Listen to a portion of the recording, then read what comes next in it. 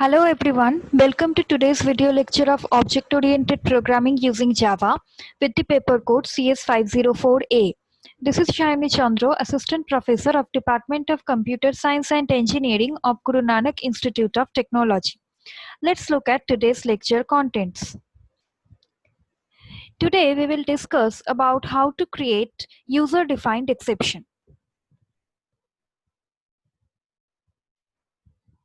Although Java's built-in exceptions handle most common errors, you will probably want to create your own exception types to handle situations specific to your applications. This is quite easy to do. You just have to define a subclass of exception class, which is of course a subclass of the throwable class. Your subclasses don't need to actually implement anything. It is their existence in the type system that allows you to use them as exceptions. The exception class does not define any methods of its own. It does, of course, inherit those methods provided by the throwable class. Thus, all exceptions, including those that you create, have the methods defined by the throwable class available to them. You may also wish to override one or more of these methods in exception classes that you will create. Exception class defines four public constructors. Two of them we will use in our case where we will create our own user-defined exception. The first one is an exception class constructor which takes no parameters, and another one is a constructor that takes a string parameter. So let me write it down first. So these are the two constructors of the exception class that we will use in our case. The first one is the constructor of the exception class that takes no parameter. So this form of exception class constructor will create an exception that has no description. And the second form is a constructor of the exception class that takes a string parameter as input. So this form will let you specify a description of the exception by using a string parameter. Although specifying a description when an exception is created is often useful, sometimes it is better to override the toString method in order to do it. Now the reason behind this is that the version of toString method defined by the throwable class and inherited by the exception class first displays the name of the exception followed by a colon that you have already seen in the previous programs, where you have seen that the exception description is shown by showing the fully defined, fully qualified class name. After that, a colon is being displayed. Now, after this colon, the description of the exception is being displayed. Now, if you override this toString method, then you can prevent the exception name and the colon from being displayed. This makes for a cleaner output, which is desirable in some cases. Now, let me show you an example program which declares a new subclass of the exception class and then uses that subclass to signal an error condition in a method. It will then override the toString method, allowing a carefully tailored description of the exception to be displayed. So this is the example program that is being used to create your own exception. This example program defines a subclass of the exception class called invalid age exception. Now let me make you understand how this program will execute. Obviously, the execution will start from the main method, which is written here, and this exe11 is the main class. Inside the main method, we have written the try block. Inside the try block, we have written the call to the validate method. That means whenever this method will be called with a value 13, the control will be transferred to the body of this validate method, which is written here. Now you can see that inside this validate method, we have taken an integer parameter age. That means the value 13 will be passed to the parameter age. Now this is a static method. That's why we don't need to create any object in order to call it from here. Now this static method validate throws invalid age exception. That means this inside this method body, this invalid age exception named exception will be created, and this method will not be able to handle it. That's why it is indicating this thing using the throws keyword. Now, when this invalid age exception object will be created, if age is less than 18. Now, if age is less than 18, then it will enter into this if block. Now, we have passed a value 13 to the age variable. That means age is less than 18. Yes. So this if block is satisfied. That means we will enter into the block, and inside it a throw keyword is used in order to create an exception object of this invalid age exception class using the new operator. Now you can see that invalid age exception is not a system defined exception. Instead, it is a user defined exception that has been created here in this previous class. Now, how to create a user defined exception class? You can create your own user defined exception class by extending the exception class, just as I have done here.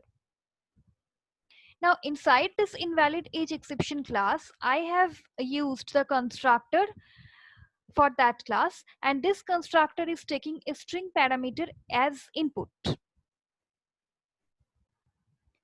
Now the question is that what is the value of the string variable s? Now you can see that while throwing this invalid age exception using the throw keyword, we have passed a parameter not valid here inside the constructor part. So we know that this is the constructor part, which is always written after the new operator. That means this is the constructor part, and this is the parameter that we are passing into the constructor. That means this parameter, which is a string parameter not valid, will be passed to the string variable s. That means this invalid age exception constructor, which takes a string parameter, will have a value not valid in this string variable. After that, inside this invalid age exception constructor, we have called the superclass constructor using the super keyword. Now, calling the superclass constructor means that we are actually calling the exception class constructor, which is a parameterized constructor which takes a string value as parameter input.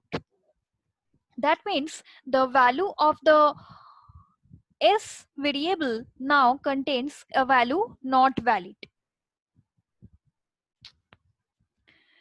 Now, as soon as the throw keyword is used to throw this invalid age exception in your program, where this invalid age exception is an exception that has been created by you inside this invalid age exception class, the program will halt there, and whatever are written after this, that means these portions, will not be executed.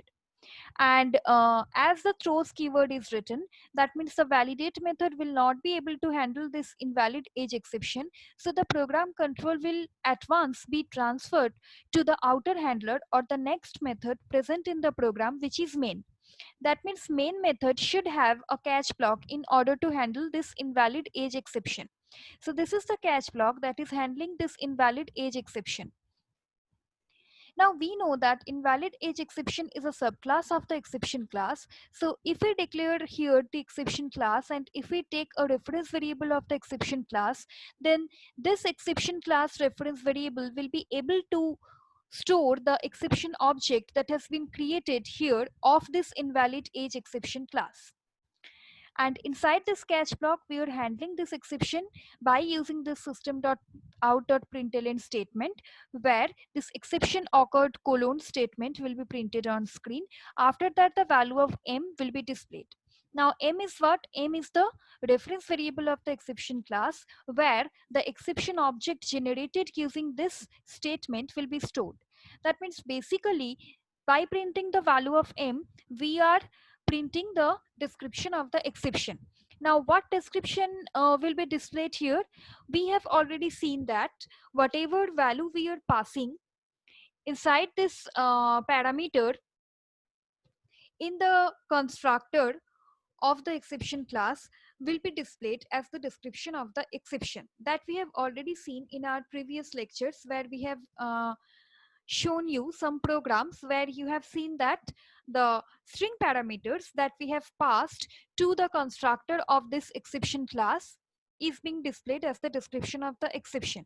That means the value of m that will be printed on screen should be not valid, just because this is the string parameter that we have passed into the string variable s. So by printing the value of m, we will actually get not valid as the description of the exception as output. Then after that, the rest of the code which is written after this catch statement will be printed on screen. Now let me show you the output.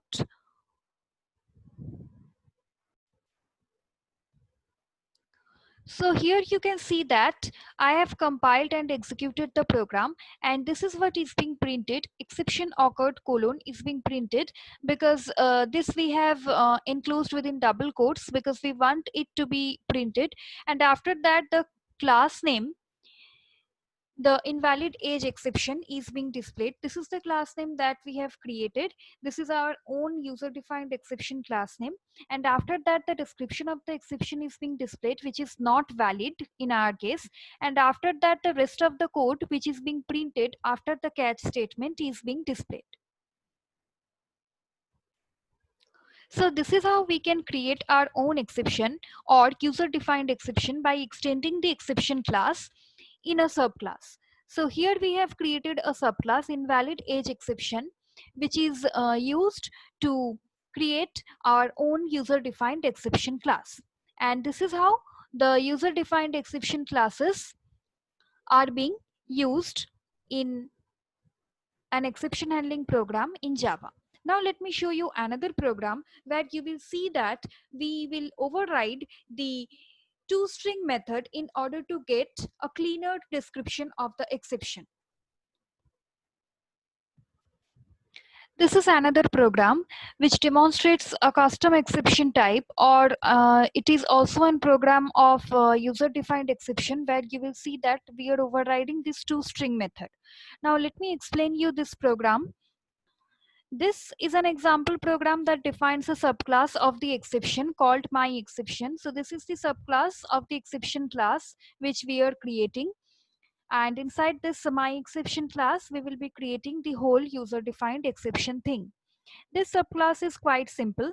It has only a single constructor plus an overridden toString method that displays the value of the exception. This is the simple constructor which takes an integer parameter, and this is the toString method. This is where we are overriding the toString method in order to return the description of the exception. Now the exception demo, this one is the main class. This class defines a method named compute. This is the compute method. This compute method throws a myException object. This one is the myException object, and it has been thrown using the throw keyword. The exception is thrown when the compute's integer parameter is greater than 10. So this is the checking that we have written here. The main method sets up an exception handler for myException. You can see that inside the main method try catch blocks are written. Then after that, after this setting up, the main method calls the compute method with a legal value which is less than 10. That means the value that we are giving at first, which is 1, and an illegal value to show both paths through the code. This is the illegal value. If we pass this value, the exception should be generated. That means obviously the exception handling program will start its execution using this main method. Inside this main method, at first the try block will be executed where the compute method is being called with a value 1. That means the value 1 will go in here whenever this compute method is called. And the value of the a variable is a, so called compute, and the value of a will be displayed as 1. Now this if block will not be satisfied because the value of a is not greater than 10. So normal exit will be printed after that because this portion is not executed because of the value of a is less than 10. So for this compute method calling with a value 1, called compute, after that the value of 1, after that this parenthesis will be the first output, then normal exit will be the second output. After that the control will again come to the main method and it will see that again a call to the compute method is made with a value 20. So 20 will go into a and called compute, after that a value 20, and after that this parenthesis will be the next output. Now a is greater than 10 because the value of a is now 20, so it will enter into the if block and this my exception object will be created of this my exception class, and that will be done using the new operator. That means the an exception of the my exception class will be thrown using the throw keyword, and the value of a is passed. The value of a is now 20, so 20 will be passed into here. After that the value of a, which is 20, will be passed into the detail variable. Now after that this statement will not be executed because exception has been caught here. The program control will at once be transferred to the catch block in order to handle it. Inside the catch block, we have the myException class and the e reference variable of the myException class. Inside this catch block, we have handled the exception using this system.out.println statement. Caught will be printed. After that, the value of e will be printed. Now, value of e will be printed means the description of the exception will be printed that we have already printed using toString method overriding. Here we have overridden the toString method in order to print the value of e, in order to print a cleaner description, and that cleaner description is my exception. After that this bracket, after that the value of detail, which is 20, after that this closing bracket again will be printed. Now a return statement is given. That means this description of the exception will be returned to whom? To main method. That means this value will be returned to here. Whenever we print the value of e, this value will be displayed. Now let me execute the program to show you the output. So this is what the output looks like. Called compute1 is the first output from the compute method when we passed a value 1 into the variable a. After that normal exit is being printed because no exceptions are being caught. After that called compute 20 is being displayed from the compute method when we passed a value 20 into the a variable. And when we did that, an exception is being thrown, and whenever we print the value of the e variable from inside the catch block, caught is being printed first. After that the description of the exception is being printed, which is this one, which we have printed by overriding the toString method. So this is how we can create our own exception class or user defined exception class by subclassing the exception class, and we can also display a cleaner description of the exception by overriding the toString method. So this is a wrap for today's class. In the next lecture, we will start a new chapter of multi-threading. Thank you for listening to today's lecture. See you in the next lecture.